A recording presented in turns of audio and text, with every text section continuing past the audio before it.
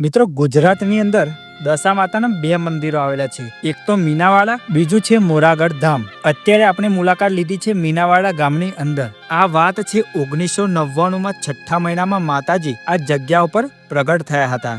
મિત્રો, મંદિરના એડ્રેસની પહેલા તો વાત કરીએ. આ ખેડા જિલ્લામાં આવેલું છે અને મૌધા તાલુકો. એક સરસ મજાનું નાનકડું ગામ એટલે કે મીનાવાડા ગામ. મિત્રો, અહીંયા માતાજી ત્રિશુલ અને ચુંદડી સ્વરૂપે બિરાજમાન થયા હતા. મિત્રો, દશા માતાના વ્રતના પાવનકારી દિવસોમાં અહીંયા 10 દિવસ માટે ખૂબ જ સૌથી મોટો મેળો ભરાય છે, જ્યાં લાખોની સંખ્યામાં પવિત્ર વ્રતના દિવસોમાં ભક્તો આવતા હોય છે. પરંતુ અન્ય રાજ્યોના અને દેશ અને વિદેશના પણ લોકો આ માતાજી સાથે જોડાયેલા છે.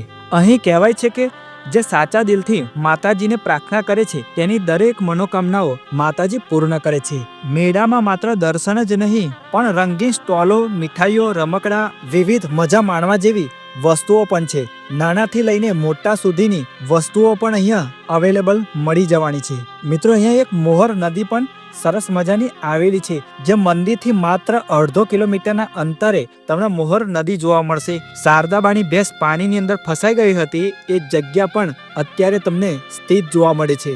મોહર નદી માત્ર એક પાણીની ધારા નથી, એ તો દશામાના તટસ્થ શાંતિ છે, જે અહીંયા આવે છે એના દિલ સુધી વહે છે. તો મિત્રો, અત્યારે દશા માતાના વ્રત ચાલુ થઈ ગયા છે, તો તમે આ પવિત્ર દિવસોની અંદર ગમે ત્યારે મંદિરની મુલાકાત લઈ શકો છો.